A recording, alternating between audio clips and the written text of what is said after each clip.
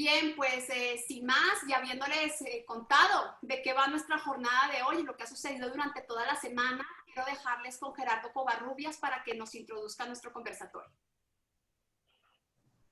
Muchísimas gracias, Johanna. Pues estamos muy contentos de Plácemes, particularmente por nuestra invitada, ¿no? A la que le tenemos no solamente admiración, sino también mucho afecto, la apreciamos mucho, y quien tiene una trayectoria muy destacada.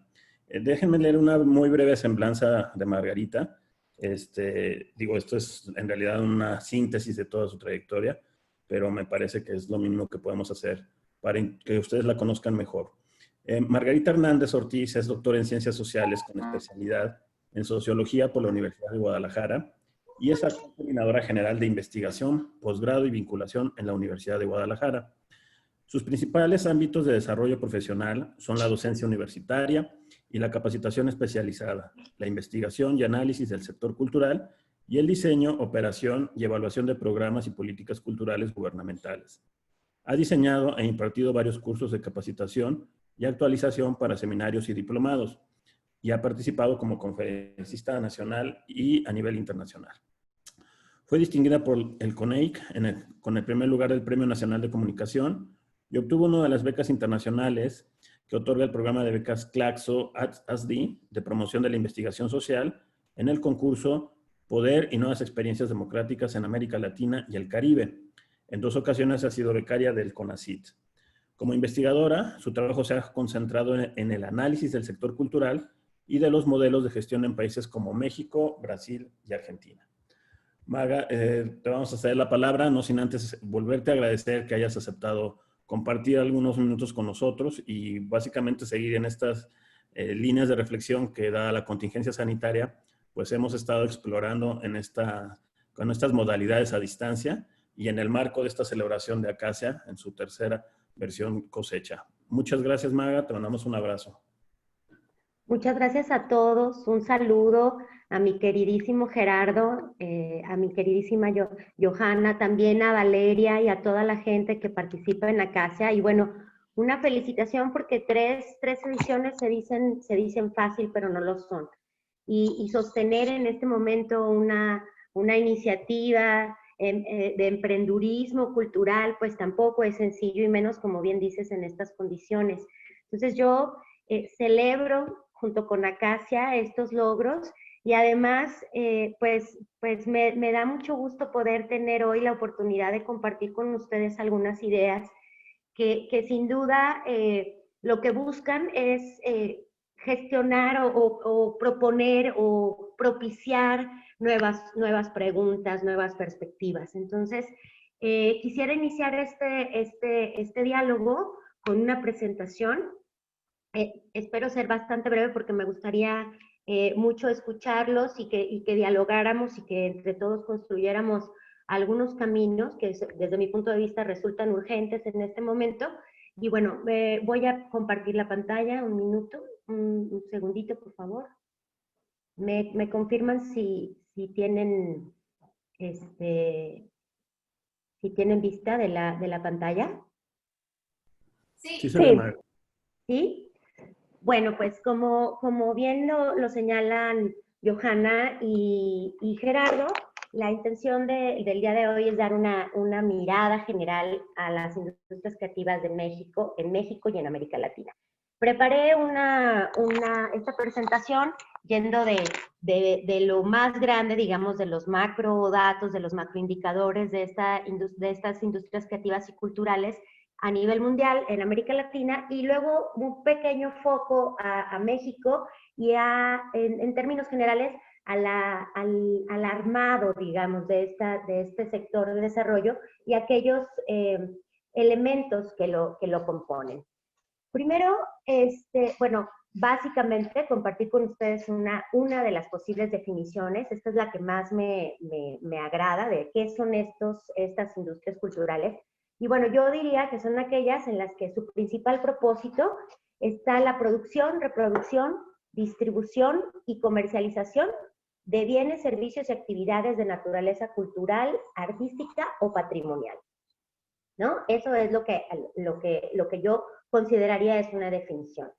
Esta industria a nivel mundial está dividida o contempla 11 sectores de producción. Esto es muy importante porque no podemos empezar nosotros a pensar en las industrias culturales de América Latina si no hacemos un esfuerzo por observarnos de la misma manera en que están observando y haciendo estudios a nivel internacional. Y a esto es a lo que me refiero. Los sectores que se incluyen dentro de esta industria o de este sector de desarrollo económico son la publicidad, la arquitectura, la industria editorial, la industria que tiene que ver con los videojuegos y esta industria que tiene que ver más con los contenidos digitales, la música, el cine, los periódicos y las revistas, las artes performáticas, el radio, la televisión y las artes visuales. Entonces, fíjense bien, aquí ya tenemos el primer reto, ¿no? Definitivamente en América Latina y en México nos concentramos muchísimo en aquello que tiene que ver con las artes visuales, las artes performáticas y un poco con el cine, la música evidentemente, pero no alcanzamos a visualizar que este sector alcanza incluso la televisión y la publicidad, ¿no? Entonces, creo que ahí hay un primer dato para podernos observar de manera adecuada y empezar a identificar cuáles son nuestros problemas de alcance. Algunos datos rápidos para contextualizar, digamos, el sector, las industrias culturales y creativas en el mundo. Estos son datos de un reporte que se publicó en el 2015. Estamos esperando la segunda edición. Es un estudio que mandó a hacer la EI junto con la UNESCO y la Asociación Internacional de la Convención de Asociaciones de Escritores y Compositores Internacionales, ¿no? Entonces mandaron a hacer este estudio que se llama Cultural Times, The First Global Map of Cultural Creative Industries, y de ahí estoy tomando la mayor parte de esta información. Ellos observaron, hicieron este estudio, desde mi punto de vista un estudio ya muy desarrollado, a mucho detalle, no solo en la observación de las cuentas satélites de cada uno de los países, sino ya con estudios especializados en términos de análisis estadístico. Me gusta la metodología, creo que aporta un poco más. Y para darles un contexto general, este estudio únicamente incluye lo que tiene que ver con los ingresos generados por esta industria y los empleos, ¿no? En términos generales, esto es porque fueron los únicos dos indicadores que se pudieron homologar en todo el mundo. Y dividieron en 5 regiones todos los países. Entonces, estas industrias culturales y creativas generaron alrededor de 2.250 billones de dólares de ingresos en el 2003. Se consideran como la locomotora de la economía digital y sus ventas en el mismo año alcanzaron los 200 billones de dólares también. Los bienes culturales digitales son por mucho los que lideran los ingresos de la economía digital a nivel mundial, ¿no? La economía digital está fuertemente basada y asentada en este sector de desarrollo, en el sector de las industrias culturales y creativas. Si podemos caracterizarlos, su entorno productivo se considera como joven, inclusivo y emprendedor. Joven porque la mayor parte de los trabajadores están entre los 20 y los 35 años de edad. Inclusivo porque no importa mucho cuál es el background de las personas que pueden trabajar de todas las edades, no importa su background, y además es una de las industrias que llevan menos distancia en términos de equidad entre los géneros, ¿no? O sea, admiten muchísimas, o sea, hay muchas mujeres trabajando en puestos directivos, etc. Esta industria y este entorno productivo generó 29.5 millones de empleos alrededor del mundo en el mismo año. Se considera también que esta infraestructura o que la infraestructura cultural, la inversión en la infraestructura cultural es un catalizador para el desarrollo urbano, ¿no?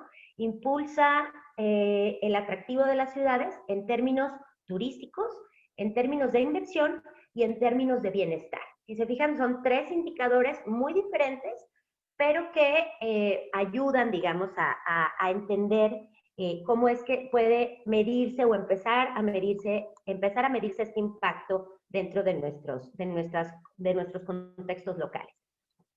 En los países emergentes, México, considerado, y en realidad América Latina, África y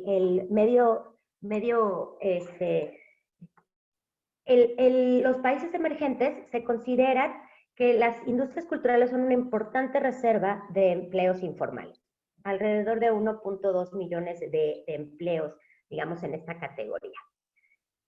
Aquí hay una tablita para poder compartir con ustedes digamos, los ingresos y el empleo generados en el 2013.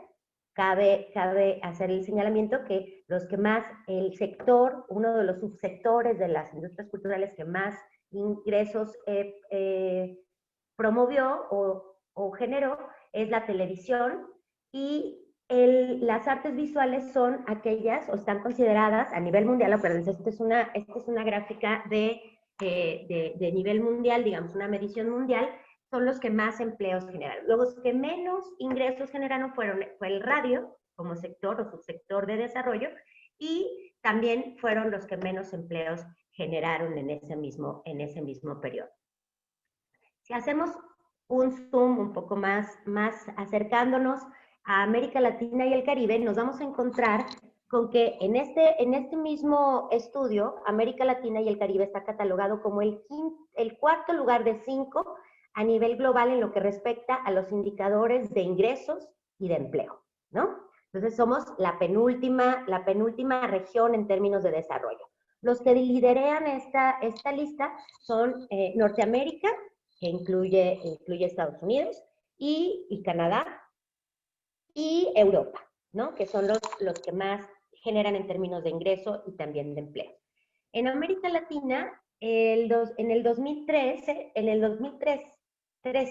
se generaron ingresos equivalentes al 6% del mercado global de las ICC, o sea, del dato anterior que les estaba compartiendo, y se aportó aproximadamente el 7% del total de empleos, o sea, el 7% de 29.5 millones de empleos. Se considera, o los especialistas consideran, que durante los últimos años las industrias culturales y creativas han tenido un repunte muy importante en términos del impulso e interés que se ha generado en la región. Pero este impulso finalmente se puede traducir en que estamos convirtiéndonos en la región en un sector de potencial crecimiento. O sea, no es un sector de desarrollo en franco crecimiento, ¿sí? Todavía estamos en una categoría abajo que se llama potencial crecimiento. Es una región, la América Latina, es una región que tiene una riqueza patrimonial, cultural y natural muy significativa. Tenemos aproximadamente 131 inscripciones en la lista del patrimonio mundial, y bueno, además de muchas otras categorías. Y eso evidentemente significa que somos una potencia en términos turísticos. Además, tenemos una larga tradición de exportación de contenidos culturales, o sea, el mundo nos consume mucho y lo exportamos. Ojo, la exportación no necesariamente está vinculada al crecimiento regional, y bueno, exportamos danza, música y literatura de manera significativa, ¿no? Con 42%, y este es un dato muy importante para que vean dónde está la fuerza de las industrias culturales y creativas en América Latina, con 42 billones de dólares de ingresos generados en el 2013, el sector de la televisión o el sector TV es el que más aporta al desarrollo de este sector y significa casi 1/3 del ingreso global. O sea, aquí lo que tenemos son Televisa, Globo, las televisoras colombianas y hasta hace algunos años las televisoras venezolanas, ¿no? Entonces, bueno, ahí nada más para que empiecen a medir en dónde están nuestras fuerzas y en dónde nos hace falta un impulso significativo. Aquí están haciendo un ejercicio de comparación con la imagen que les proyectaba hace un momento. Tenemos aquí están los ingresos que produjo el sector televisión, que son los más amplios, y fíjense bien, el sector música es el que menos ingresos produjo ese año. Acuérdense que cuando estamos hablando de música, y esto es muy importante, Estamos hablando de la industria musical, porque los artistas o los músicos están en las artes performáticas, o sea, están aquí, ¿sí? Entonces, los ingresos de los artistas están aquí, pero la industria musical es la que menos generó, o sea, la industria musical mexicana son las que menos ingresos generaron. Otro dato importante es que los empleos están en su mayor parte en las artes visuales. Las artes visuales incluyen el diseño, la fotografía, sobre todo el diseño, que es en donde más chamba hay, digamos, la fotografía, la pintura, etcétera. Ahí es donde hay la mayor parte de los empleos están ahí. Acuérdense, aquí también están los fotógrafos de prensa, toda la gente que se dedica a hacer, por ejemplo, stock de imágenes, etcétera. Ahí están también los productores de cine, que es diferente a los productores, a la industria del cine, que está aquí abajo, ¿no? Aquí están todos ellos. Y el que menos trabajos ofrece, con 17,000 en toda la región, es el radio. Bueno, sin embargo, pues aquí aparece como, bueno, pues tenemos una industria, al parecer tenemos esa sensación de que existe una industria cultural y creativa en la región, pero es muy importante señalar que la riqueza está concentrada en un puño de ciudades y empresas, ¿no? Lo que les decía hace un momento. Argentina, México, Brasil y Colombia en este momento son los que acumulan la mayor parte de los ingresos, y ni siquiera es todo el país, sino ciudades específicas, Ciudad de México, Bogotá y Río de Janeiro. También Sao Paulo.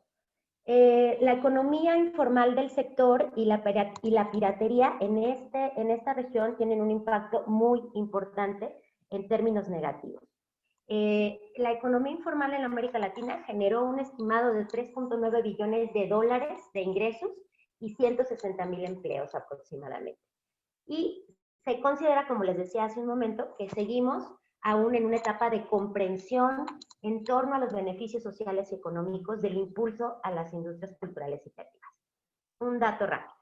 Solamente en Buenos Aires, la piratería de bienes culturales alcanzó un aproximado de 10 millones de dólares al día, y mientras que en México y Brasil la venta de DVDs suman, o sea, todos esos DVDs que vemos en los tianguis y que vemos donde está el transporte público y demás, sumó alrededor de 500 millones de dólares en un solo año. Ese es el tamaño del impacto que tiene la economía informal y la piratería en nuestros propios contextos. Para hablar, cuando se hacen análisis internacionales acerca de este tema, normalmente nos aglutinan con otras dos regiones, que son África y Asia-Pacífico, que somos las tres regiones que más problemas tenemos o que más impacto tiene la informalidad y la venta de la piratería en términos económicos. Si ustedes se fijan en esta gráfica de aquí, tenemos las ventas informales de bienes culturales, de bienes y servicios culturales, y el 32% de las ganancias de esas ventas se generaron desde los libros, la venta de libros informales. Acuérdense que aquí estamos hablando de 3 regiones, no nada más de América Latina. Que a mí esto me parece un dato muy interesante, ¿no? O sea, hay un campo importante de venta informal de libros. Y en esta otra gráfica lo que tenemos son los trabajos que están vinculados a la actividad informal, digamos, al empleo informal, y en donde la mayor parte de los empleos están dentro de las artes performáticas. O sea, los artistas son los que mayormente están en la informalidad. Ahorita vamos a hacer un análisis importante de esa informalidad, ¿no? Bueno, continúo. Me gustaría entonces, ya con estos datos generales, digamos, unos datos específicos sobre América Latina, me gustaría que hiciéramos un ejercicio de hacer un zoom más cortito acerca de los contextos en los que se desarrollan las industrias culturales y creativas en América Latina. O sea, la tierrita en donde se siembran estas industrias, ¿no? Eso es lo que yo me quiero fijar en este momento. Y bueno, hay diversos factores que intervienen o que impiden el desarrollo de estas industrias culturales y creativas en nuestros contextos, y algunos de ellos son estos.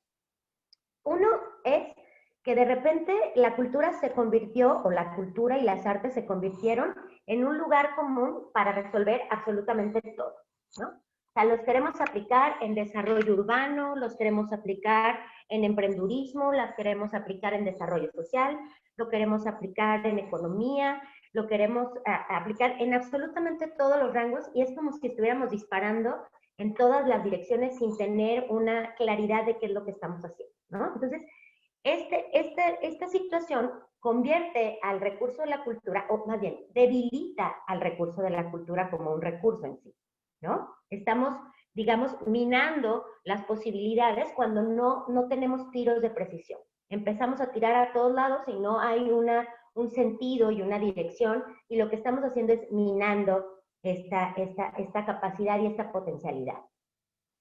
Al momento de buscar información, otro de los elementos que quisiera analizar con ustedes, es que al momento de buscar información sobre evidencias de transformación social y económica, o resultados e impactos, identificamos que hay un desfase muy importante. Primero, que hacen falta sistemas de información, pero además que hay un desfase muy importante entre lo que los operadores y agentes hacen, los bienes y servicios que entregan, y lo que en realidad logran, ¿sí? O sea, hay mucho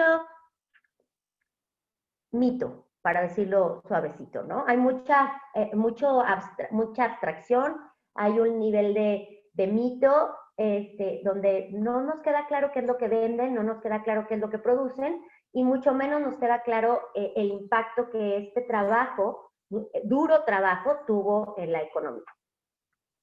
Los actores y las instituciones, otro punto, es que los actores y las instituciones, como les decía al principio, carecen de una visión de sector, ¿no? Por el contrario, se consideran a sí mismos organismos y empresas o sujetos que ofertan servicios hiperespecializados y con beneficiarios públicos y objetivos muy específicos, ¿no? O sea, no vemos más allá de nuestra propia nariz. O sea, nos concentramos específicamente en oferta de arte y cultura, ¿no? O sea, no hay una diversificación, y esta hiperespecialización ha tenido impactos muy graves en términos de la profesionalización del sector, que también más adelante quisiera retomar, pero en términos muy generales y así por arribita, pues obviamente todo el tiempo estamos hablando de que hay fondos para la profesionalización, y sí, clases y cursos de profesionalización para bailarines, para fotógrafos, para artistas en términos generales, para gestores culturales. Ha habido una inversión importante en América Latina en la formación de nuevos gestores culturales, pero pues yo quisiera saber dónde están los abogados especialistas en gestión cultural, dónde están los economistas especialistas en sector cultural, dónde están los administradores de empresa y financieros especializados en las industrias culturales y creativas. A eso es cuando me refiero a la profesionalización, y a que esta hiperespecialización nos ha pegado muy fuerte, ¿no? En términos generales, yo considero que nuestro sector, y ojo aquí, lo quisiera decir con mucho cariño, porque además mis compañeros, mis colegas, saben que amo profundamente este sector, que le he dedicado la mayor parte de mi vida profesional. Soy formadora de gestores culturales, he sido gestora de proyectos en muchas épocas, en muchos tiempos, en muchas épocas y periodos de mi vida, pero me siento obligada a decir que nuestro sector se caracteriza por estar aislado, que es excluyente, autorreferenciado, informal y sumamente opaco, ¿no? Y esto está vinculado con muchas arterias que señalan que este sistema no está funcionando bien, ¿eh? No le circula la sangre, si me permiten esa metáfora. Y es que estamos aislados de otros sectores de desarrollo, somos excluyentes de otros sectores de desarrollo, por ejemplo, el económico, el social, el turístico, ¿no? No hay una sinergia en donde nosotros nos reconozcamos como iguales y colegas de otros, por ejemplo, de los mercadólogos, etcétera, ¿no? No nos reconocemos colegas. Excluyente porque finalmente, si no eres artista, si no eres esto, si alguien tiene una opinión con respecto a tu trabajo, inmediatamente queda fuera, ¿no? No hay ningún contexto de un diálogo importante, digamos, en esos términos. La mayor parte de los artistas, y esto es un dato de la ENOE del 2015, la mayor parte de los artistas son hombres en México, ese es un dato de México, y que también se puede replicar en América Latina. O sea, esta idea de inclusión que hay a nivel internacional no se concreta en América Latina, ¿no? Es excluyente en ese sentido. Autorreferenciado porque nada más nos evalúan los pares, los que son iguales a nosotros, ¿no? Y aquellos únicamente con los que mantenemos una buena relación. O sea, tiene que ver con eso. Informal, porque la mayor parte de nuestro trabajo o de la gestión cultural que realizamos se realiza desde el trabajo informal, desde la informalidad económica, y opaco porque no utilizamos sistemas de transparencia, de evaluación y medición de resultados, ¿no? Esas serían las razones por las cuales yo califico de esa manera. Finalmente, todo esto yo lo incluiría como en la incapacidad que hemos tenido de incorporar una perspectiva, la perspectiva del desarrollo económico como parte de nuestro know-how, ¿no? Y no solo de la perspectiva del desarrollo económico, sino también de la perspectiva del desarrollo social. Y eso, bueno, pues ya mi querido Gerardo Covarrubias es un expertazo internacional en esos temas, y además la semana pasada se dedicó a darnos una charla larga acerca de ese impacto. Pero bueno, ahí está este pendiente. Alrededor, entonces, de este sector cultural, considero que hemos construido una burbuja que nos aísla de eventuales soluciones a problemas que no solo nos impactan a nosotros, ¿no? Por ejemplo, aquí tiene que ver con problemas de seguridad social, con problemas de calidad de empleo, con el impulso al consumo de bienes y servicios, y con políticas de precios, regulaciones de pagos, etcétera. O sea, estos problemas no solo afectan o no solo impiden el desarrollo de las industrias culturales, son problemas sistémicos, ¿no? Si lo pensamos en términos de América Latina y también en términos de México. Estos problemas son sistémicos, y nosotros desde las instituciones y desde los organismos del sector cultural evidentemente no vamos a poder resolverlos, ¿no? Pues imaginen, por ejemplo, y esta es una discusión que ha estado muy en boga en los últimos días justamente por este entorno y contexto de la pandemia y de la enfermedad del COVID-19, es que, pues, el tema de la seguridad social para los artistas. Pero imagínense que una Secretaría de Cultura, incluso un Ministerio Federal, no tiene los recursos ni las competencias jurídicas para poder operar un sistema de seguridad social. O sea, es una falacia. Lo más que podrá hacer va a ser crear fondos de atención de gastos catastróficos, por ejemplo, ¿no? Y que ni siquiera vamos a poder operar de manera adecuada. Entonces, lo que es muy importante es que nos empecemos a visualizar como parte del problema y también parte de esa solución.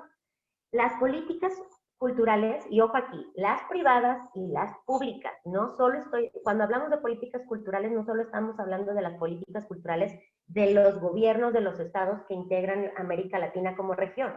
Estamos hablando también de los bancos, estamos hablando de las organizaciones civiles, estamos hablando de las políticas que tienen también, o las misiones y las visiones que tienen las empresas y las compañías artísticas culturales que están localizadas en nuestra región. Nos hemos concentrado, o se han concentrado en la mayor parte del tiempo, en enfocarse a resolver temas vinculados al consumo y la producción artística. O sea, ahí se está yendo el dinero. Y se está yendo el dinero en estímulos fiscales, algunos, porque todavía no hay un sistema maduro. Bueno, en Brasil, en Colombia, un poco más incipiente, en la Ciudad de México, ¿no? Perdón, en nuestro país. Subsidios al uso de infraestructura, becas de creación, ad nauseam, ¿no? O sea, hay becas de creación y más becas de creación, entre otros, pero ahí es donde se está yendo el recurso. Y fíjense bien, o sea, en términos de inversión, en términos de industrias culturales, les quiero poner y compartir un ejemplo. Este es un análisis del caso mexicano de inversión pública en cultura, inversión gubernamental en cultura a nivel federal, del 2014. Este es un análisis del presupuesto o de la relación que existe entre inversión y beneficiario. Nada más para que vean. Esto se replica en lo público y en lo privado también, cuando hablamos de cultura y de desarrollo. Entonces no podemos estar hablando de industrias culturales si las cosas están como bien. Fíjense bien. Este es el porcentaje de programas por beneficiarios directos. Del total de los programas, que se analizaron un total de 33 programas, el total de los programas van dirigidos o tienen como beneficiarios directos creadores, artistas y compañías, organismos gubernamentales, o sea, se va al propio gobierno, ya sea federal, subnacional o local, que son los municipios, y un 14% se va a los grupos y asociaciones civiles no especializadas. Eso significa que son asociaciones civiles que tienen, por ejemplo, una asociación civil que atiende a niños con síndrome de Down, lo que hacen es, si tienen un programa cultural o un programa de difusión artística, se va para allá. A eso se refiere con que no están especializados.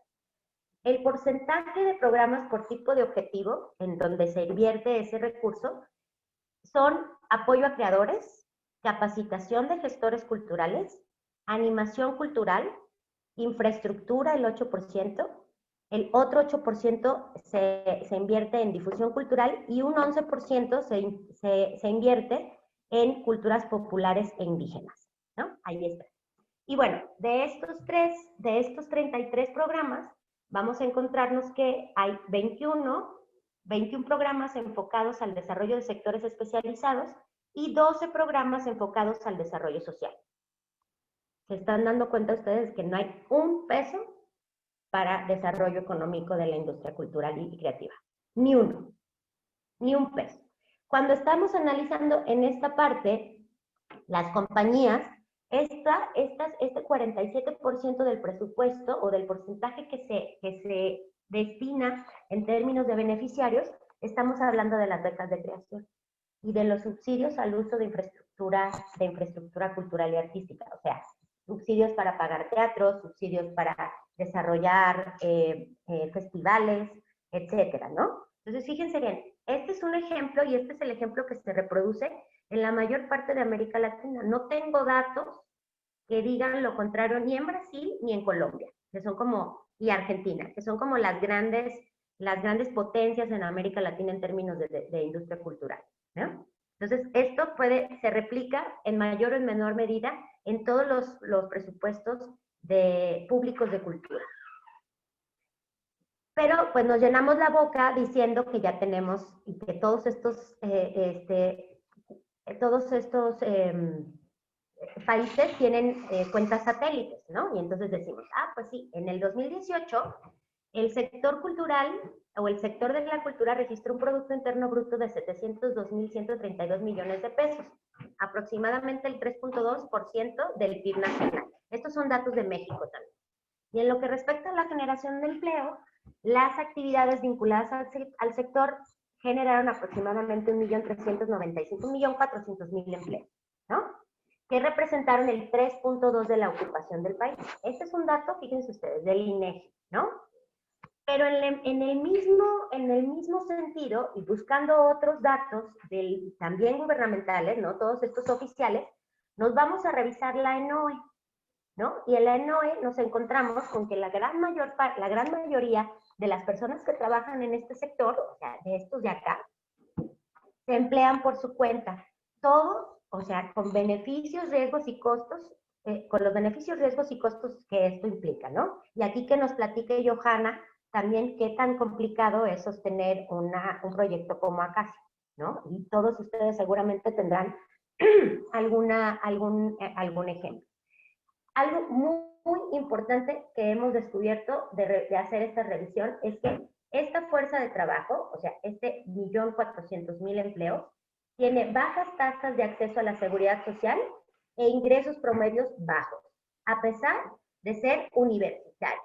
O sea, más del 80% de las personas que trabajan en el sector en México y en América Latina tienen altos niveles de formación escolar, ¿no? Pero están ganando muy poco y no tienen seguridad social. Entonces, aquí lo que tenemos y nos estamos enfrentando es al famoso freelanceo, y aquí, como dice mi colega Diego Escobar, es el hijo guapo de la precariedad laboral, ¿no? O sea, todo el mundo dice, ay, Simón, es de freelanceo y se nos llena la boca, pero la verdad es que forma parte de este contexto de precariedad laboral, que además está en expansión en toda América Latina y en México ya es un problema muy grave.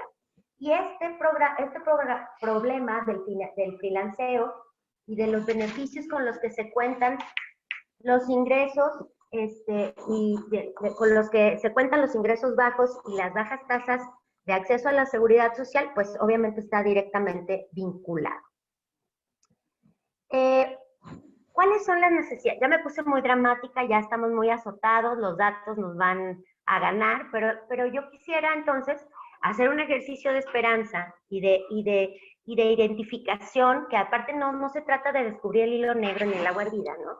Pero identificar cuáles son estas necesidades sectoriales y cómo por dónde le damos, ¿no? Creo que ya hay cosas, creo que tenemos un sector hiperdiagnosticado.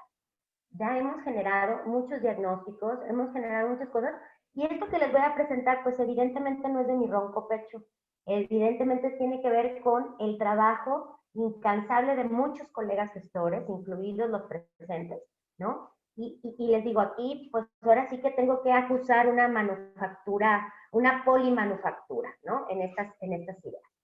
Considero que hay tres necesidades, perdón, no son tres. Hay varias necesidades sectoriales que tienen que ver con promover la cultura y el registro de los derechos de autor, o sea, como necesidades, digamos, urgentes en un primer plazo para poder realmente empezar a construir este sector o estas industrias o fortalecer las industrias culturales y creativas en México y en América Latina. Entonces, lo primero es promover la cultura y el registro de los derechos de autor. Están directamente vinculados a la monetización de las acciones y de las actividades. Otra tiene que ver con crear políticas de desarrollo económico específicas. Y por políticas de desarrollo económico me refiero a políticas laborales y políticas de inversión.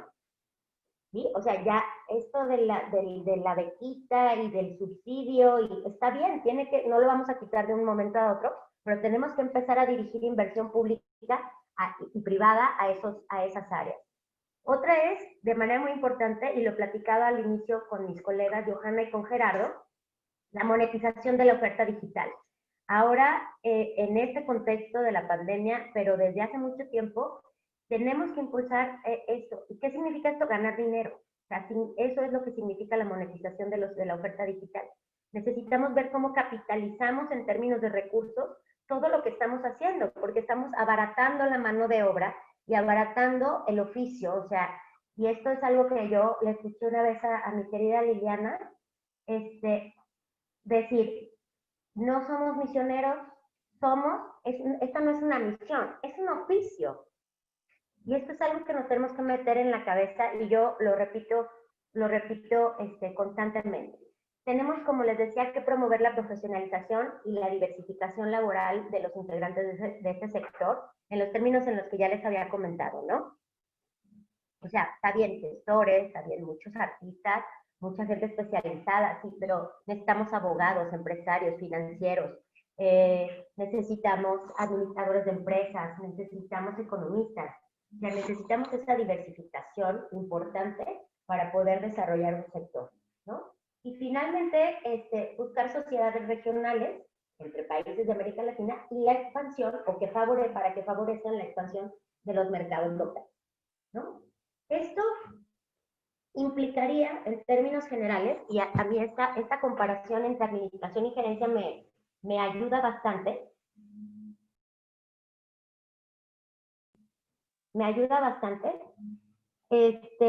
Porque me ayuda a ver muy claramente puntos muy, muy, muy particulares y que se reflejan en la vida cotidiana de todos nosotros como gestores. La sugerencia o lo básico es pasar de la administración a la gerencia. Y quiero explicarles en qué términos estoy diciendo esto, porque luego me acusan de que soy exageradamente economicista y que soy de la visión económica de la cultura y que la cultura solo es para producir dinero. Y de veras que no, ¿eh? Pregúntenle a Gerardo Covarrubias que no es cierto esa afirmación. Pero bueno, es pasar del cumplimiento de inercias históricas a la solución de problemas específicos. ¿Por qué seguimos echando el dinero en la misma bolsita? ¿Sí? Ese cambio, ¿no? O sea, ¿por qué seguimos echando el dinero en la misma bolsita que empezamos a echarse en 1946? ¿Por qué? Es una inercia histórica que no tiene sentido.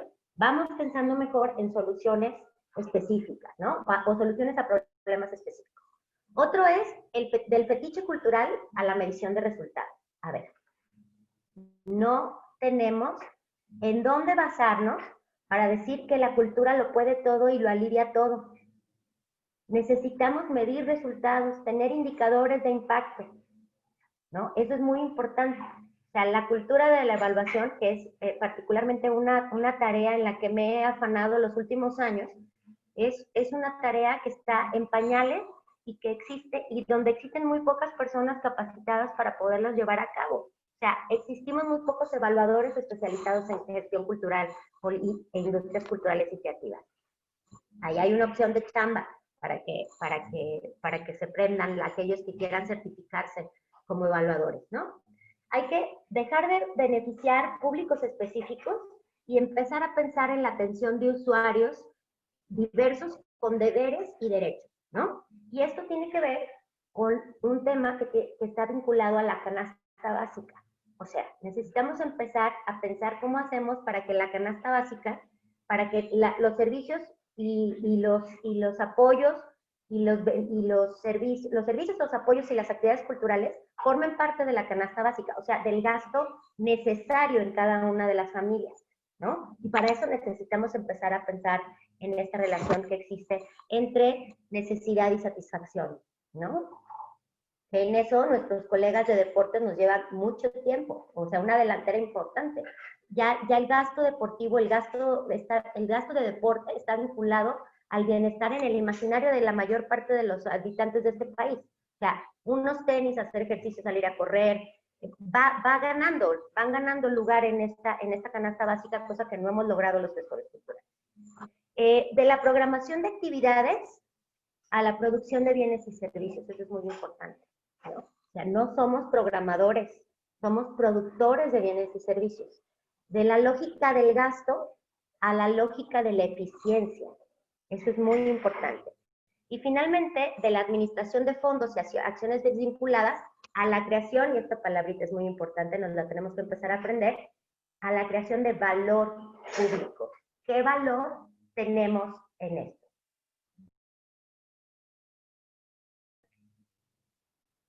Bueno,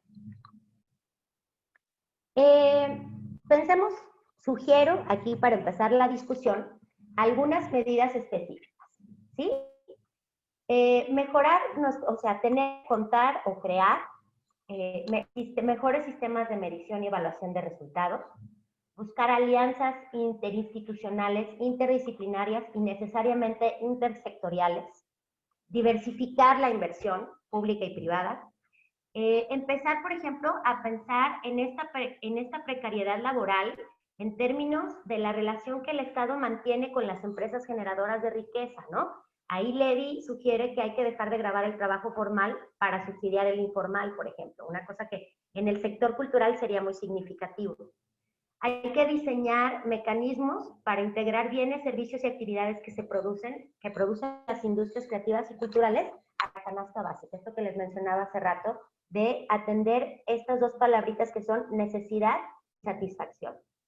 Las instituciones culturales, y aquí estoy hablando sí de las gubernamentales, tienen que entonces empezar a representar a su gremio en la discusión nacional sobre seguridad social, trabajo y creación de riquezas, y abogar por la inclusión de las reformas, y abogar por su inclusión en las reformas estructurales que están pendientes, ¿no? Y por su parte, el gremio cultural y artístico, y esta es una deuda en la que vamos muy atrasados, tenemos que fortalecer urgentemente nuestras capacidades de asociación y empezar a construir cámaras cooperativas y colectivos.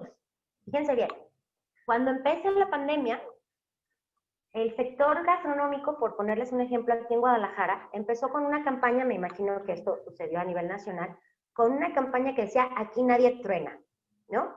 Y entre todos empezaron a hacer un programa en donde podían empezar a fortalecer su oferta en plataformas y donde podían lanzar mensajes en Facebook, publicidad para que la gente supiera que seguían abiertos, pero qué tal. Bueno, todo esto no hubiera sido posible si desde hace muchos años no estuvieran agrupados en cámaras. ¿Sí? O sea, no, la conformación de comunidad no tiene que ver nada más con el desarrollo comunitario, sino con la comunidad productiva. No tenemos esa cultura del asociacionismo, ¿no? Necesitamos organizarnos en estas figuras que pueden ser las que ustedes quieran, ¿no? O ya veremos ahorita en la discusión qué opinan. Pero bueno, cámaras, cooperativas, colectivos, que tengan ya tiempo de estar asociados, de estar fortalecidos, para que en el momento de una contingencia puedan actuar de manera organizada y con una sola dirección. Y eso definitivamente pues no lo tenemos. Yo sé que cada vez más existen asociaciones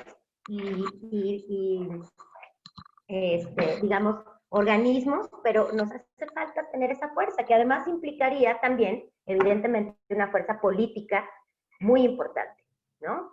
O sea, eso es algo que se nos ha ido también. O sea, la asociación no solo tiene que ver con crear comunidad, sino con crear comunidad y tener brazo fuerte para poder presionar en términos políticos y en términos económicos, ¿no? Entonces también se nos ha ido del escenario, se nos ha ido mucho el ejercicio de la política o en otros términos el ejercicio del poder, que eso es algo que hemos renunciado y lo hemos dejado en otras partes. Y bueno, en términos generales, ya para concluir, yo considero que en este momento nos hemos quedado sin coartadas para poder justificar estas políticas y acciones que e inversiones que hemos basado en la ocurrencialidad, ¿no? Son ocurrencias esta cosa. Y yo creo, y esto es lo que quisiera poner a consideración de ustedes, creo en la posibilidad de optar por la racionalización de medios y fines, o de fines y medios, en entornos que necesariamente se incorporen las lógicas de la eficiencia, la eficacia, la equidad y la sustentabilidad. Yo con eso terminaría y agradezco muchísimo a Casia que me haya dado la oportunidad de dirigirme a ustedes hoy y estoy ansiosa de escuchar. Muchas gracias.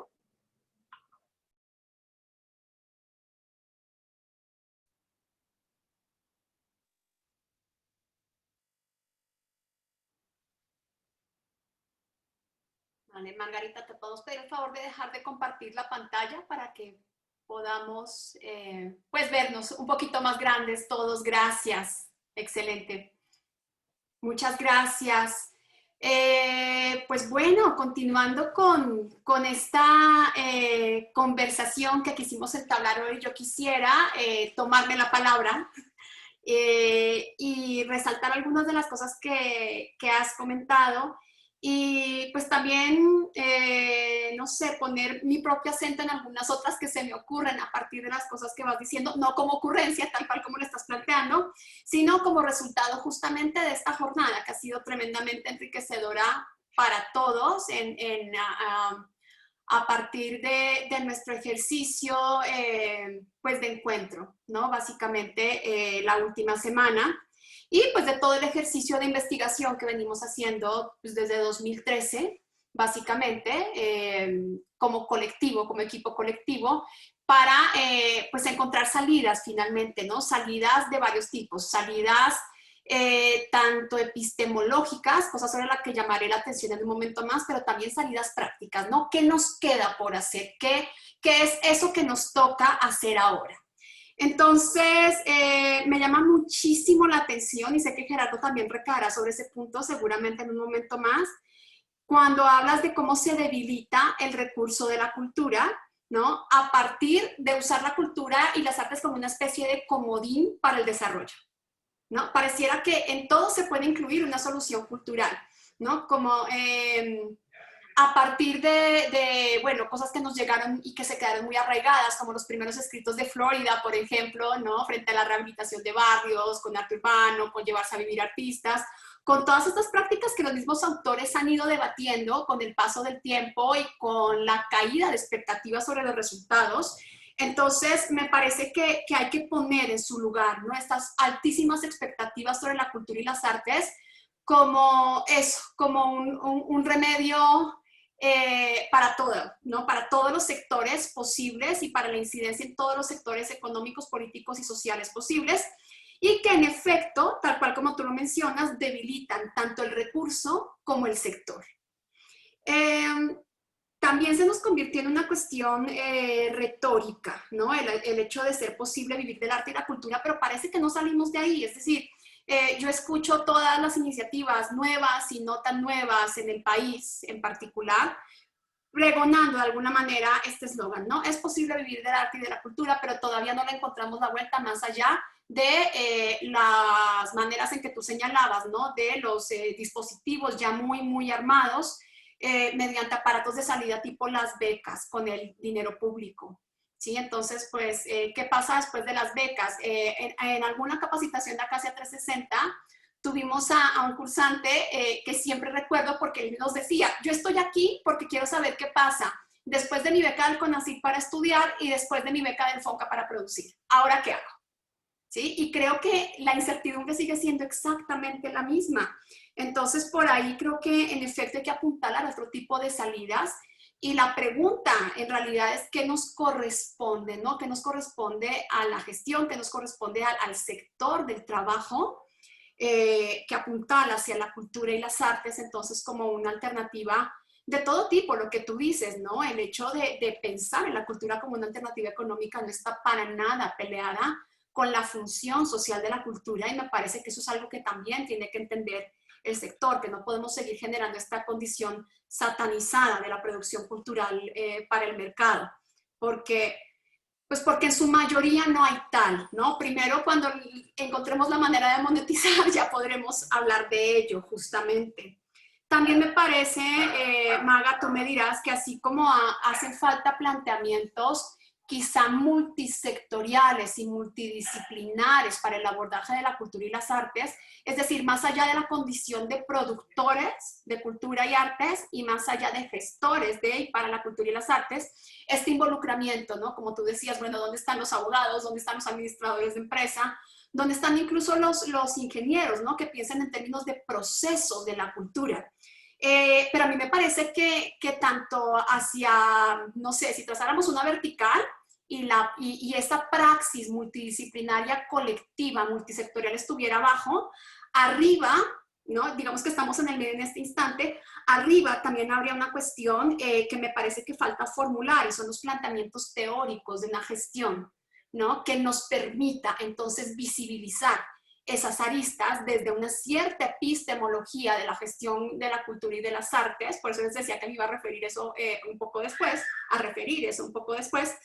y a la que nos seguimos negando, o a la que yo he encontrado muchísima reticencia en el sector y que me parece tremendamente peligrosa en términos, pues, de no generar andamiajes suficientes para pensarnos, ¿no?, para seguir pensando la cultura, la creatividad, por supuesto, ya en el involucramiento de este quehacer dentro de un sector económico productivo, y pues de un devenir, ¿no?, de toda esta posibilidad tal cual, sociocultural, llamémosla de esa manera por ahora, pues para no entrar como en diferentes debates del quehacer, ¿no?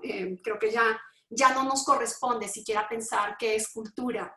Y sin embargo, a mí me sigue sorprendiendo que mis estudiantes más jóvenes, universitarios, siguen pensando en la cultura como la alta cultura, ¿no? Las bellas artes, como este sentido evocativo, romántico, cultural, sin tener en cuenta otra serie de manifestaciones que pueden calar, pues, en absolutamente todos los sectores sociales.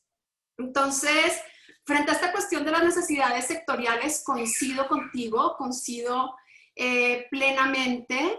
Y bueno, creo que hay cuestiones que tienen que ver mucho con la genealogía de la gestión como tal en México y en América Latina, y pues de dónde procedemos, ¿no? De estos planteamientos de la animación sociocultural española, de estos antecedentes que todos conocemos bien, bueno, todos en el sector conocemos bien. Y sin embargo, a mí me parece sorprendente y súper nutritivo que nos estés planteando en este momento generar cámaras cooperativas y colectivos como una de las grandes ausencias. y de las posibilidades del sector, ¿no? O sea, como que si aprendimos de hacer gestión desde quienes tenían ello como fortaleza, ¿por qué nosotros no somos fuertes en ello? Es mi pregunta en este instante, ¿no? ¿Qué pasa? ¿Qué pasa que no somos capaces de echar a andar ese tipo de colectividades? De colectividades no a nivel comunitario, porque esas en México son tremendamente fuertes, ¿no? Pero sí colectividades de una cierta productividad y visibilización del sector cultural guión creativo, le pondría yo.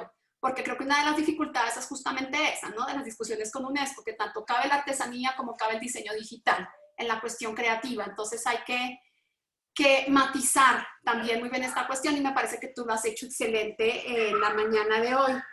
Y lo último que me gustaría mencionar y sobre lo que también he llegado a conclusiones recientes y que va muy de la mano con lo que acabas de formular, Maga, es que el sector tiene confusiones grandes todavía entre autonomía, autogestión y sustentabilidad.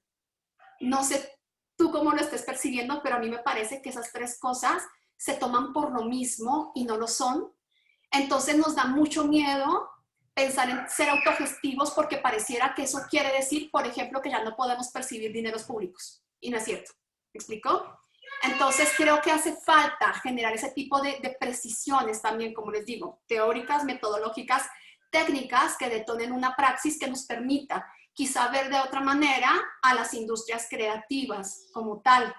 Pues eso, compañeros, básicamente.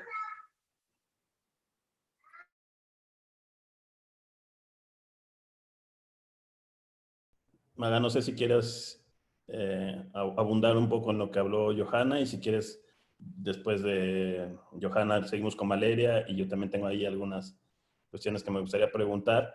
Entonces, no sé si gustas, empezamos con este planteamiento que nos hace Johanna. Claro. Bueno, pues evidentemente creo que coincidimos en muchos puntos, Johanna.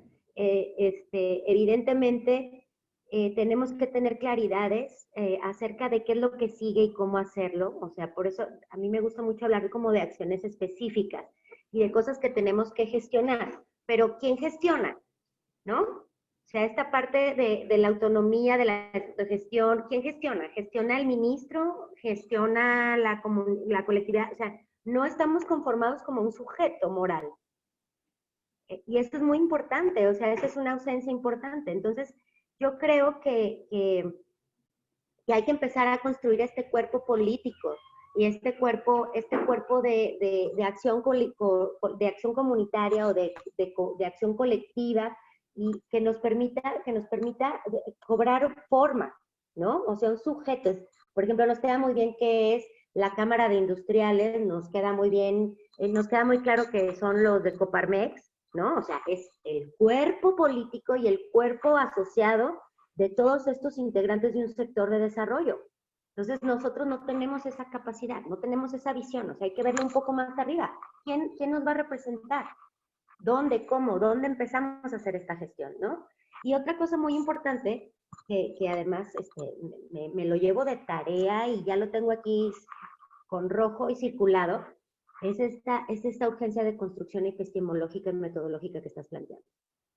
O sea, no estamos pensando el sector cultural desde la realidad, ¿no? O sea, somos muy hábiles en elaborar y en elucubrar un constructo abstracto que evidentemente tiene lógica, ¿no? O sea, todos venimos, o la mayor parte de nosotros venimos de las ciencias sociales, ¿no? Y de las humanidades. Entonces, tendemos, ¿no? O sea, como hacia esas elaboraciones muy abstractas, románticas, ¿no? Así muy, muy elaboradas, muy rococós, pero ¿dónde está la epistemología que habla de estas necesidades? O sea, no tienen de dónde agarrarse a nuestros alumnos, ¿no? No tienen dónde están los métodos. O sea, tampoco tienen de dónde agarrarse. Entonces, por ejemplo, yo aquí vincularía esto a la reproducción sin sentido de epistemologías unilaterales o de epistemologías incompletas en nuestras escuelas de gestión cultural, ¿no? tanto a nivel licenciatura como a nivel de maestría y posgrado. O sea, ¿qué estamos enseñando?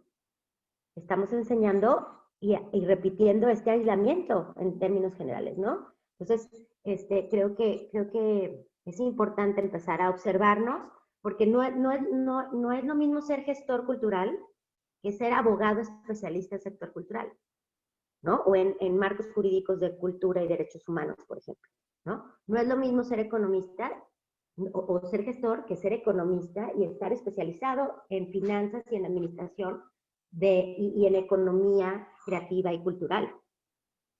Entonces, creo que tenemos que ampliar ese marco epistemológico del que estás hablando. Es urgente y necesario empezar a leer otras cosas, empezar a revisar otras posibilidades y pues dejar de pensar básicamente que todo se construye alrededor de la cultura y las artes, ¿no? Eso sería con respecto a lo que comentaste.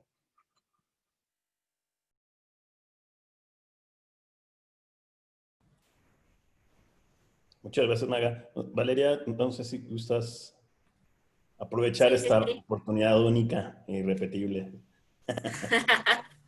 Sí, buenísimo. Pues he escuchado todo lo que nos compartió Maga. Hay muchas cosas que, sobre todo por la parte de práctica. O sea, hay muchas cosas que yo estaría autorreferenciada, porque, o sea, si bien ¿Sabes? he estado Se involucrada. está cortando mucho y no logro, no sé si soy yo, pero no logro comprender lo que estás diciendo, Valeria. Quizás si apagas la cámara mejora un poquito el audio, a veces nos pasa. Sí, sí, a ver, vamos a intentar. Creo, a ver, ¿ahí me escuchan mejor? Sí. ¿Sí? Ok, buenísimo. Bueno, pues primero que nada, gracias. Hay muchas cosas que saltan a la vista o saltan a mi sensibilidad por una razón. Sobre todo en la parte en la que dicen que la gestión cultural a veces ha sido muy alejada de la realidad. Yo como creadora y no me escuchan bien, ¿verdad? No, otra vez. En el chat o quieras entrar y salir.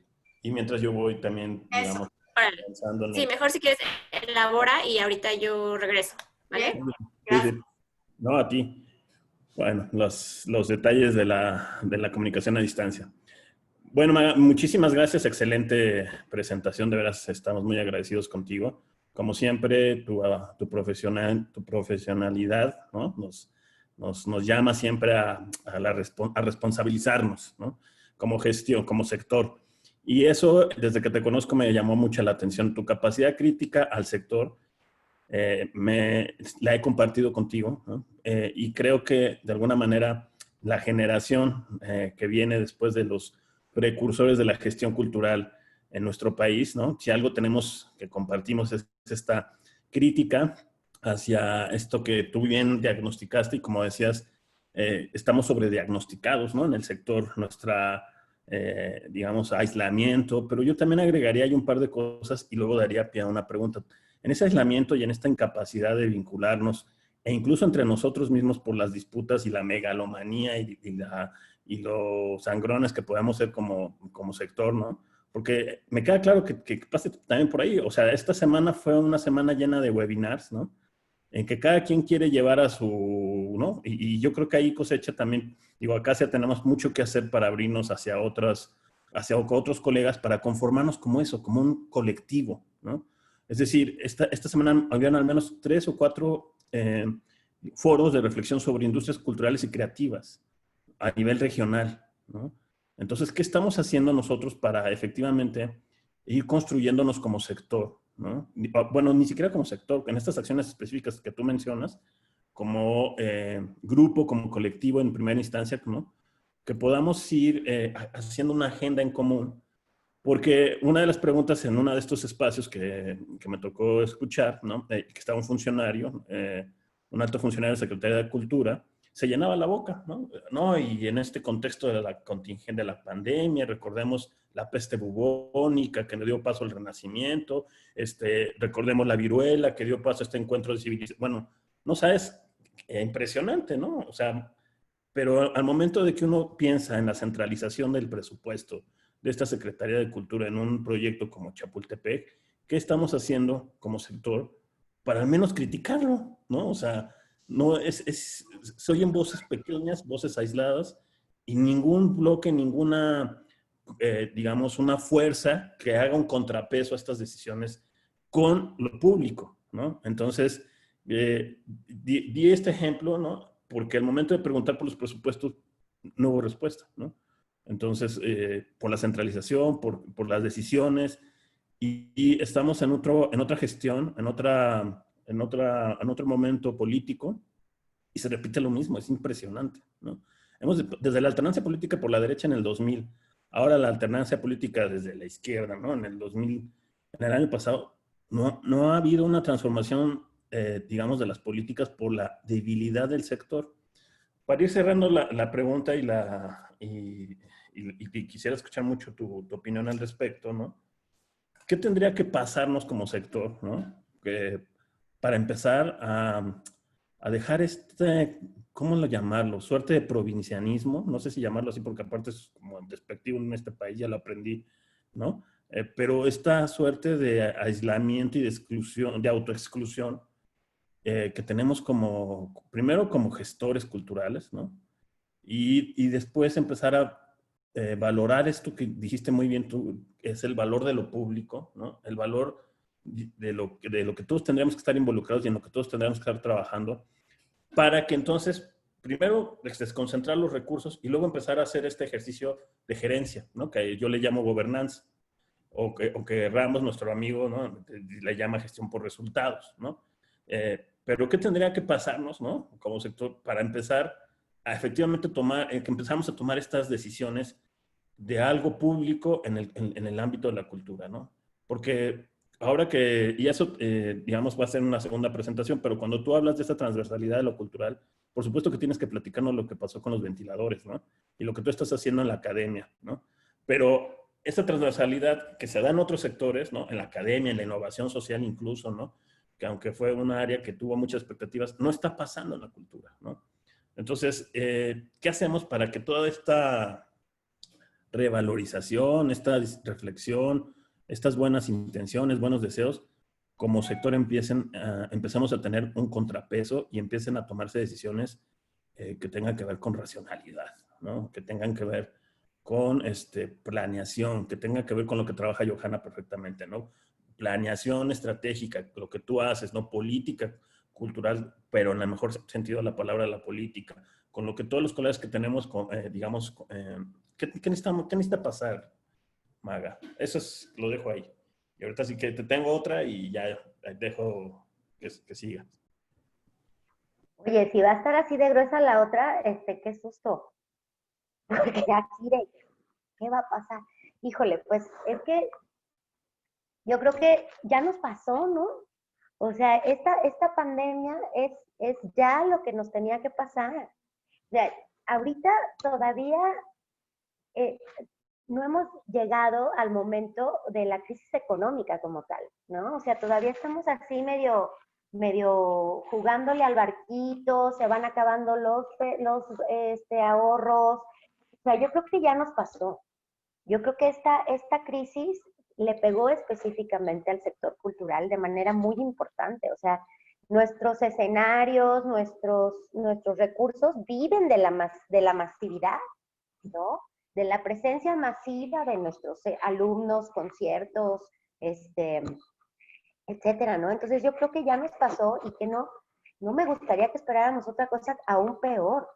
O sea, híjole, yo creo que, fíjate, hay cosas importantes que nos evidencian que no hemos sido como muy abiertos a aprender de otras experiencias, ¿no? O sea, por ejemplo, acá en Guadalajara, después de las explosiones del 22 de abril, que me imagino recordamos, después de eso vino un boom en términos de asociaciones civiles. O sea, la gente se dio cuenta que tenía que estar organizada para poder enfrentar esa tragedia, pero además también fue una de las cosas que impulsó el cambio de partido dentro en Jalisco, ¿no? O sea, hay un traslado necesario de la crisis a lo público, al poder, a la dimensión del poder, ¿no? O de la gestión del poder, de la discusión del poder. Entonces yo creo que en este momento me parece importante, fíjate, eso que estás diciendo con respecto al proyecto Chapultepec, ¿no? Y la ausencia de recursos, por ejemplo, ni siquiera para gestionar un fondo de gastos catastróficos a nivel federal, que digo, o sea, en estos contextos me parece grave, pero acuérdense que voces aisladas son berrinches. O sea, la atomización es heredera de las políticas neoliberales en la cultura. O sea, digo, yo quisiera hacer un poco de historia y decir, bueno, claro, o sea, tenemos que dejar a sonar a berrinchudos para empezar a caminar en torno a la fuerza colectiva y a la influencia política que debemos de tener en este momento, ¿no? La misma semana un poquito vámonos para atrás, ¿no? Pero algo que a mí me llama mucho la atención, que es algo que trabajé en el proyecto del doctorado, que di con ello ahí, a lo mejor ustedes ya lo sabían, pero yo me sorprendí. En la misma semana en que se estrenó el programa Solidaridad, ¿se acuerdan? Que después fue Progresa, Prospera, ¿sabe cuánto? Y ya no sé si existe. Que era la beca familia o la bolsa familia, en realidad, o sea, ese dinero que se le daba no a una comunidad para el gasto comunitario, sino a una persona a cambio de ciertas acciones para interrumpir la herencia intergeneracional de la pobreza, ¿cierto? Entonces ya no había una lógica gobierno-comunidad, sino una lógica gobierno-beneficiario, ¿no? Esa misma semana se inventó el Conaculta. Esa misma semana. 8 de diciembre de 1988. Y esa misma semana, con la creación del Conaculta, se crea el FONCA. El FONCA lo que hizo fue dejar de hablar con comunidades artísticas para empezar a hablar con beneficiarios independientes. Atomizó, o sea, son políticas públicas que tienen el efecto de la atomización. Entonces, pues evidentemente, a ver, yo no voy a hablar con todos ustedes en bola. Yo voy a hablar con usted, con usted, con usted, y le hace falta dinero y le sobró dinero, y para qué lo quiere y no lo quiso, y si lo hizo, no lo hizo, punto, ¿no? Entonces, acuérdense que las políticas públicas hacen cosas, transforman a las comunidades, ¿no? Se ven muy claramente, por ejemplo, el efecto de una política pública en términos de salud. Nosotros que somos herederos de esta generación que creció con el SIDA y con la infección del VIH, todo lo que daba, las políticas públicas en torno al VIH transformaron la forma en la que nosotros ejercíamos nuestra sensualidad y nuestra sexualidad. Profundamente. Incluso ahora ya hay otro cambio, donde la siguiente generación parece no estar tan preocupada por la infección, ¿no? De las enfermedades.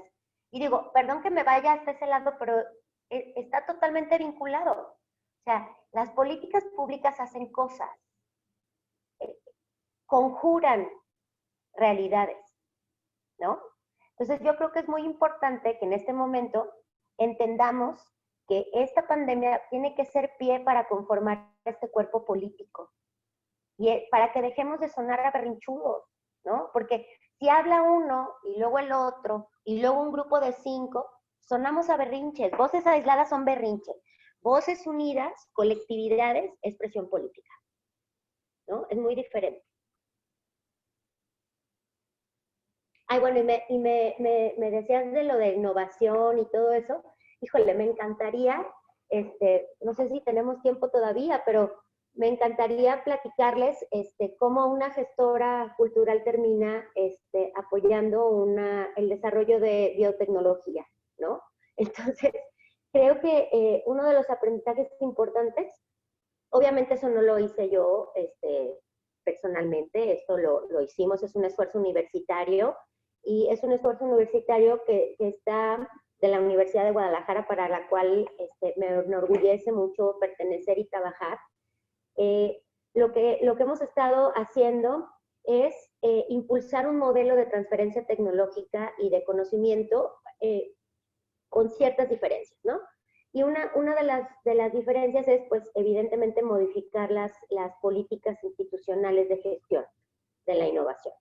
atendiendo a las lógicas del mercado, ¿no? O sea, una institución es pesada, se mueve lento, tal, y hemos logrado vencer esas resistencias institucionales para acortar un periodo de gestación de 5 años a 5 meses, ¿no? Estamos muy contentos y estamos, bueno, obviamente los especialistas son los que hicieron todo el desarrollo, está metido el CONACYT, están metidas muchas empresas de ingeniería en biotecnología, están metidos los especialistas en transferencia tecnológica. Aquí me gustaría darle crédito muy particular al maestro Ramón Willman, que trabajamos juntos y que ha sido un excelente gestor de este proyecto.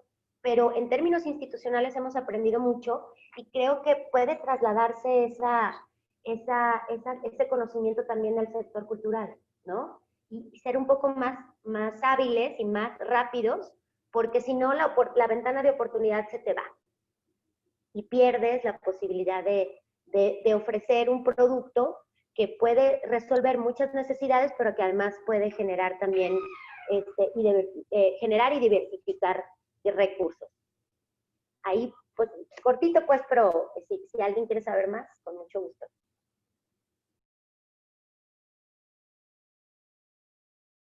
Valeria, ¿estás por ahí? Gracias, Maga. Valeria. Sí, ¿ya me escuchan mejor? Ya te escuchamos mucho mejor. Ok. Bueno, yo tengo una pregunta un poco más, digamos, práctica, porque llamaron a mi atención los adjetivos que nos compartió, dos adjetivos que nos compartió Maga respecto al sector cultural, que son básicamente opaco y autorreferencial.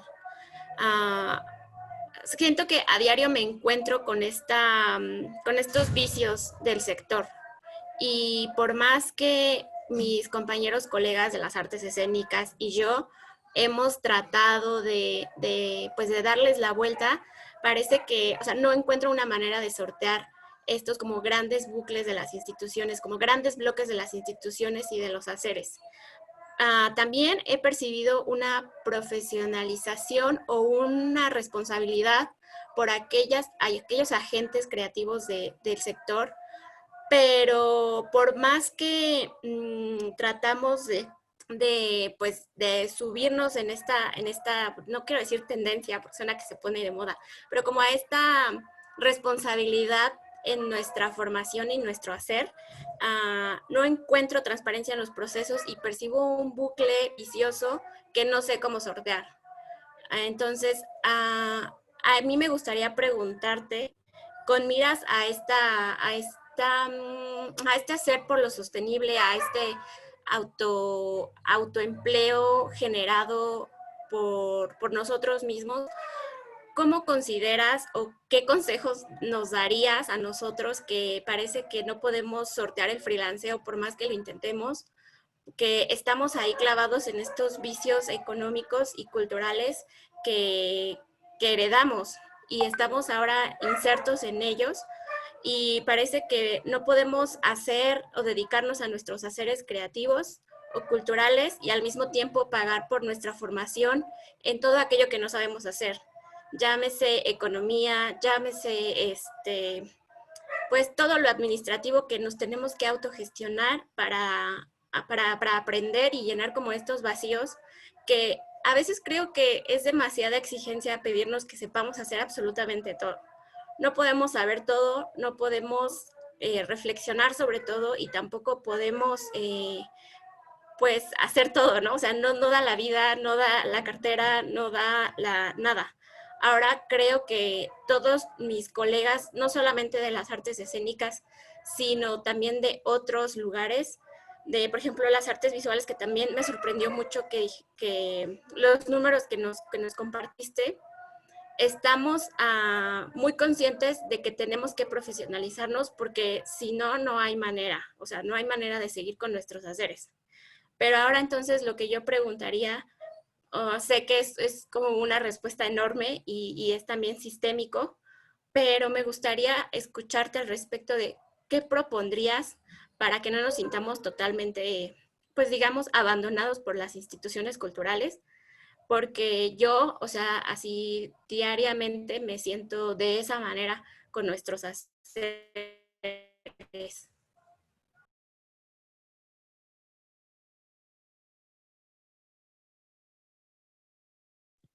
Ok, muchas gracias, Valeria. Pues estás igual que el Gerardo. O sea, unas preguntas así de, híjole, pues me encantaría poder tener la posibilidad de dar una respuesta así tajante y brutal, ¿no? De decir, ¡ah! Lo que toca es hacer esto, pero pues más que nada, yo sería de la idea, primero, de o sea, no quiero que se malentienda este tema de la diversificación de la diversificación profesional, ¿eh? No se trata que los gestores culturales o los artistas aprendan de leyes y aprendan economía y tal, o sea, no todos tenemos que ir a todo, pero sí tenemos que lograr, por ejemplo, una solución que se me ocurre es hacer estos colectivos multidisciplinarios, ¿sí? O sea, por ejemplo, si tú vas a hacer un colectivo o tienes una compañía, pues invita a alguien que sepa de otras cosas. Por ejemplo, un administrador de empresas, ¿no? Que se dedique a hacer lo que sabe mientras tú desarrollas tu propio oficio. O sea, yo creo que ese es el principal error en la formación de gestores culturales, pensar que todos podemos hacer todo. Y la neta no. O sea, necesitamos empezar a sumar a otro tipo de profesionales a nuestros quehaceres cotidianos. Entonces, en lo corto, en lo inmediato, yo sugeriría que empezáramos a configurar grupos multidisciplinarios, ¿no?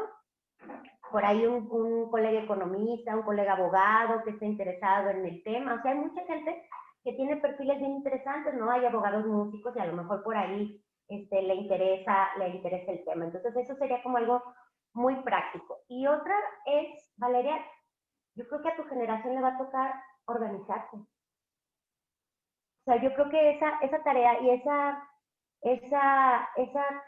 desprotección que sientes tiene que traducirse en una acción política. O sea, evidentemente de la mano de todos nosotros, ¿no? Pero este vacío y esta desprotección es consecuencia también de nuestra inacción, o sea, es consecuencia obviamente de todo lo que está pasando a nivel gubernamental, digo, eso no lo voy a discutir, al contrario, me sumo, digamos, a esta visión colectiva de estas voces lloronas, ¿no? Y berrinchudas, que dicen que algo está mal, pues me sumo, por supuesto que está mal, ¿no? Pero yo creo que este ejercicio de desvinculación de lo que está pasando en el gobierno sin una responsabilidad en torno a la organización y de la creación de este cuerpo político del sector cultural, a mí me parece que es una ausencia grave, ¿no? O sea, sentirme desprotegido pero no hacer nada en términos de organización. O sea, digo, yo voy más allá, o sea, estoy hablando de militancia política. Estoy hablando de compromiso, ¿no? Estoy hablando de liderazgos, estoy hablando de romper inercias en ese sentido y digo, si es tu generación o si es este grupo el que le toca hacerlo, pues vamos a eso, ¿no? Vamos a por ello, porque ya, o sea, no nos puede pasar algo más malo de lo que ya nos está pasando ahorita. Hay mucha gente que de plano está vendiendo lonches, ¿no? Digo, esto es muy serio, esto es grave, porque además son familias, entonces creo que eso es importante.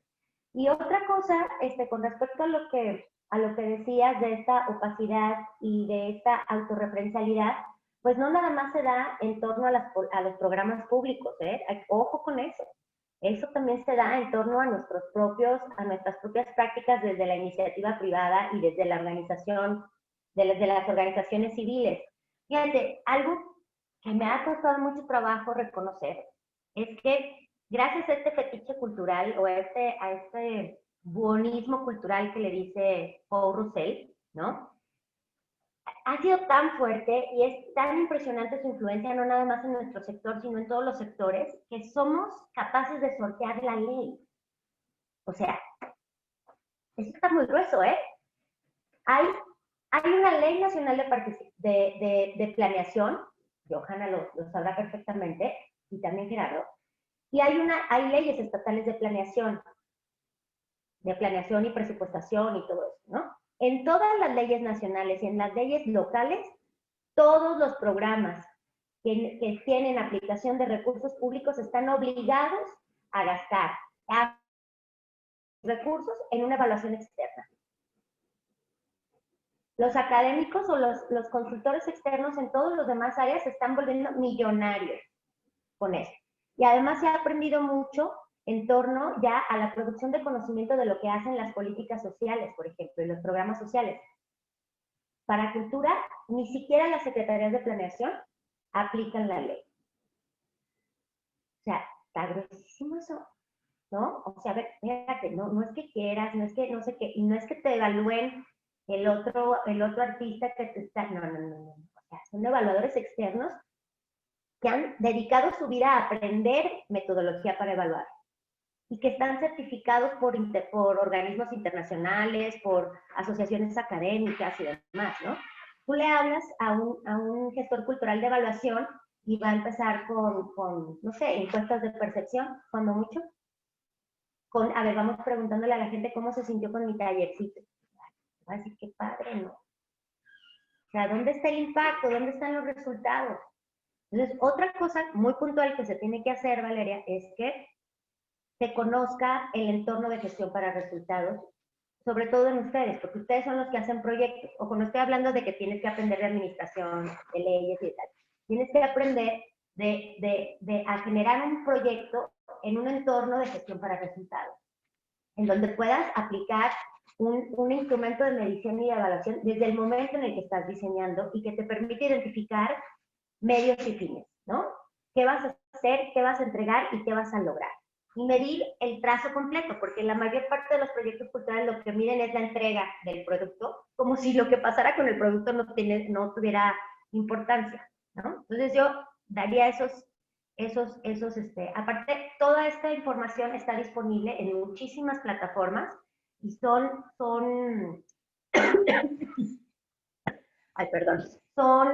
conocimiento de open access, ¿no? Hay muchísimo, o sea, puedes meterte a la CEPAL, puedes meterte a JPAL, puedes meterte al CIDE, puedes meterte al Banco Interamericano de Desarrollo. Todas estas páginas tienen plataformas de autoaprendizaje para el entorno de gestión para resultados, ¿no? Para que puedas observar un poco más allá. Y bueno, pues la otra es también pues que desde nuestras estructuras se pueda aprender gestión para resultados, ¿no? Entonces, bueno, eso más o menos, yo sé que no fui tajante, ¿no? Pero me encantaría poder serlo y tener una bolita mágica que me dijera qué, pero yo me imagino que por ahí tiene que ir, Valeria, querida. Bueno, Maga, estamos llegando al cierre de esta espléndida charla. De veras, excelente tu ponencia. Siempre es un privilegio poder escucharte, aprender de ti, y la verdad es que estamos muy contentos y muy agradecidos. Espero que pronto nos podamos abrazar y nos podamos ver presencialmente. Mientras tanto, pues nuestros mejores deseos, nuestra felicitación para toda tu gestión ahora académica, ¿no? Yo creo que en el fondo tú tienes esa vocación de gestora y creo que ya sea en la academia o en lo cultural, siempre das resultados en esa autoevaluación crítica que haces de tu profesionalidad. Entonces, te mandamos tan chulos todos. Obviamente, pues Gerardo es medio tramposo porque nos queremos y nos tenemos mucha estimación profesional y mucha admiración. Yo te agradezco tus palabras inmerecidas en todos los sentidos, pero bueno, yo creo que es importante este trabajo colectivo y agradezco muchísimo a Casia esta oportunidad de dirigirme a su gente y a todo el mundo. Johanna, mi reconocimiento por esta labor que has hecho desde Acacia. Valeria, también mi reconocimiento y siempre a sus órdenes. Con mucho gusto. Muchas gracias. Damos palabra ahora a Johanna para que haga el cierre de este encuentro cosecha que ya tiene varios días y que ya estamos en la resaca, básicamente. ¿Y qué resaca, querido Gerardo? Querida Maga, pues qué decirte. Gracias por tanto, como siempre. Me encanta que dices que te llevas tarea, pero creo que todos nos llevamos tarea a partir de nuestra nutritiva charla el día de hoy, esta oportunidad de poder conversar más bien pese a la distancia ha sido magnífica como experimento justamente por ello, porque ¿no? Estamos presentes y estamos en conjunto fabricando estas condiciones posibles para seguir haciendo lo que queremos hacer, y me parece que eso es lo más valioso de todo. Y en esa medida me quedo con algo muy arraigado que fue el eje justamente de tus conclusiones, que es esta cuestión de la construcción de cuerpo político y de acción colectiva.